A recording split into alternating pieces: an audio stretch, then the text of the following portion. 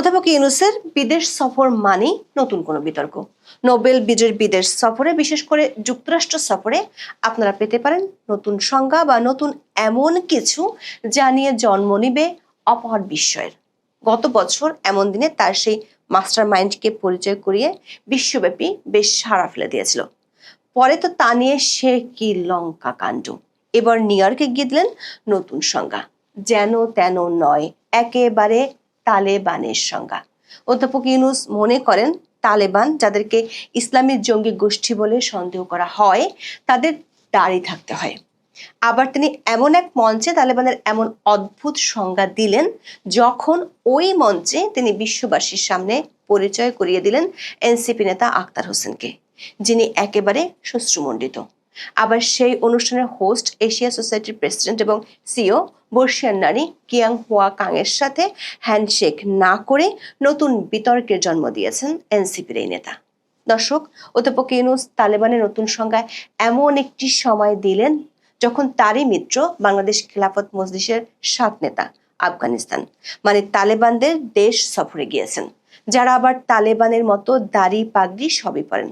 প্রশ্ন হলো, তালেবান নিয়ে অধ্যাপক ইউনূসের এই নতুন সংজ্ঞা তার এই নতুন মিত্ররা কি মেনে নিবে? বিস্তারিত জানতে চলুন যাওয়া যাক বিশ্লেষণে।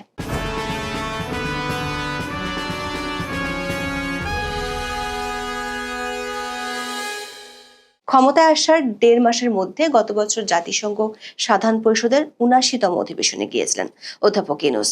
সাথে নিয়ে গিয়েছিলেন ছাত্র উপদেষ্টা মাহফুজ আলমকে। নিউ ইয়র্কে জাতিসংঘ সম্মেলনের ফাঁকে গত বছরের 25শে সেপ্টেম্বর সাবেক মার্কিন প্রেসিডেন্ট বিল ক্লিনটনের Clinton global initiative leaders stage অনুষ্ঠানে যোগ দেন অধ্যাপক ইউনূস। মাহফুজ আলম তখন ছিলেন ডক্টর ইউনূসের বিশেষ সহকারী। মঞ্চে মাহফুজ আলমকে ডেকে নিয়ে পরিচয় করিয়ে দেন, বলেন মাহফুজ হচ্ছে আন্দোলনের পেছনের কারিগর, যদিও সে এটা স্বীকার করতে চায় না। বলে যে সে একা নয়, আরো অনেকে মাস্টারমাইন্ড আছে, কিন্তু এরই মধ্যে সে গণ অভ্যুত্থানের পেছনের কারিগর হিসেবে পরিচিত। তার এমন বক্তব্যে দেশব্যাপী বেশ হইচই পড়ে যায়। অধ্যাপক ইউনূসের মিত্র বলে পরিচিত অনেক ছাত্র নেতাও এতে গোসা করেন। পরে অবশ্য মাহফুজ দাবি করেন তিনি মাস্টারমাইন্ড নন। একই অনুষ্ঠানে তিনি আরো বিতর্কের জন্ম দিয়েছিলেন জুলাই আন্দোলনকে মেটিকুলাসলি ডিজাইন বলে। He is known as to be the brain behind the whole revolution. So he denies it repeatedly. He said, not me, many others, but that's how he is recognized, that he's the brain behind the whole thing. It's amazing, meticulously designed thing. It's not just suddenly came, it's not like that. Very well designed. Even the leadership pattern, people don't know who the leaders. So you can't catch one and say, okay, it's over. It's not over. এবারে জাতিসংঘের সাধারণ পরিষদের 80তম সম্মেলনেও গিয়েছেন অধ্যাপক ইউনূস। সাথে নিয়ে গেছেন 104 জনের বিশাল লটবহর। এর মধ্যে আছেন এনসিপি সদস্য সচিব আখতার হোসেন ও সিনিয়র যুগ্ম সচিব তাসনিম জারা। কাকতালীয়ভাবে এবছরের 25শে সেপ্টেম্বর তাদেরকে নিয়ে একই ধরনের একটি অনুষ্ঠানে যোগ দেন ডক্টর মোহাম্মদ ইউনূস। অনুষ্ঠানটির আয়োজক এশিয়া সোসাইটি। এর প্রেসিডেন্ট এবং সিও হলেন কিয়াং হুয়া কাং। অনুষ্ঠানে প্রায় 58.5 মিনিট অধ্যাপক ইউনূস বক্তব্য দেন এবং বিভিন্ন প্রশ্নের উত্তর দেন। মিস কাং অনুষ্ঠানের এক পর্যায়ে অধ্যাপক ইউনূসের কাছে বাংলাদেশের রাজনৈতিক পরিবর্তনের প্রেক্ষিতে দক্ষিণ এশিয়ার আঞ্চলিক গতিশীলতা নিয়ে তার ভাবনা জানতে চান। উপস্থাপিকা বিশেষত সার্ক এবং আসিয়ান প্রসঙ্গে জোর দেন। এটির উত্তর দিতে গিয়ে অধ্যাপক ইউনূস সার্ক ও আসিয়ানের বিষয়ে কথা বলেন, তুলে ধরেন ভারতের সাথে সম্পর্কের দূরত্বের কথা। বরাবরের মতোই ভারতের কড়া সমালোচনা করতে ছাড় দেননি তিনি।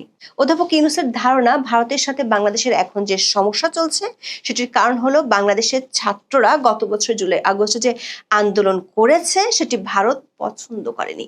আগের মতোই তিনি এ প্রসঙ্গে বাংলাদেশের সাবেক প্রধানমন্ত্রী শেখ হাসিনার কথা টেনে আনেন। বলেন ভারত শেখ হাসিনাকে আশ্রয় দেওয়ার কারণে ভারত ও বাংলাদেশের মধ্যে প্রচুর উত্তেজনার সৃষ্টি হয়েছে। অধ্যাপক ইউনূস ভারতীয় মিডিয়াকে দায়ী করেন ভুয়া খবর প্রচারের জন্য। বলেন ভারতীয় মিডিয়া সব ধরনের প্রচারণা চালাচ্ছে। তার মতে ভারতীয় মিডিয়া বাংলাদেশের জুলাই আন্দোলনকে দেখছে ইসলামী আন্দোলন হিসেবে, আর যারা জুলাই আন্দোলন করছিল তারা হলো তালেবান, যারা বাংলাদেশকে দখল করেছে। অধ্যাপক ইউনূস এই সময় দাবি করেন ভারতীয় মিডিয়া তাকেও তালেবান বানিয়ে দিয়েছে, যদিও তার দাড়ি নেই। এ সময় বেশ হাস্যরসের সৃষ্টি হয়, কারণ অধ্যাপক ইউনূস বেশ মজা করে বুঝিয়ে দিচ্ছিলেন তালেবানদের দাড়ি থাকতে হয়, যেটি তিনি বাড়িতে রেখে এসেছেন। দর্শক, একটু শুনে আসি অধ্যাপক ইউনূস কি বলেছেন। They even say I'm a Taliban too. So I'm a Taliban. I don't have the beard, I just left it home. So, but they go and make this propaganda all the time. So I have to show my face. Look, this is the guy, the chief Taliban here.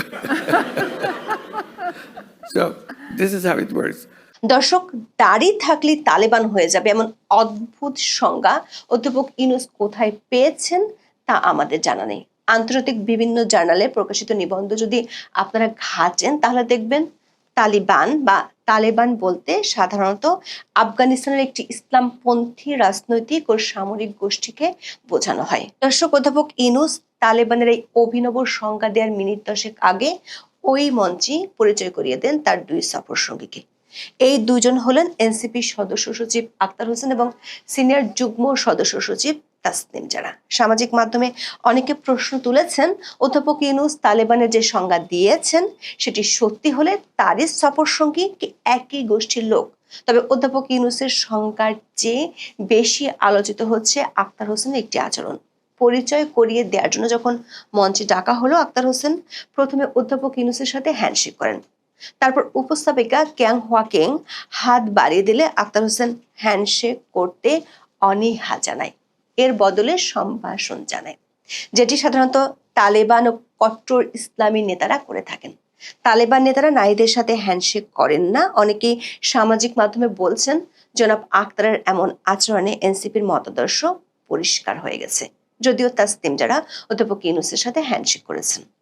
দর্শক, অধ্যাপক ইউনূস তালেবানের নতুন সংজ্ঞা দিতে গিয়ে তালেবানদের দাড়ি থাকা বাধ্যতামূলক বলে যে বৈশিষ্ট্য যোগ করেছেন তাতে বিপাকে পড়েছেন তার অনেক দেশীয় মিত্র। বিশেষ করে তিনি এমন এক সময় বক্তব্যটি দিয়েছেন যখন তার মিত্র বলে পরিচিত বাংলাদেশের হেফাজত ইসলামী ও খেলাফত মজলিসের নেতারা ঠিক আফগানিস্তানি সফরে আছেন।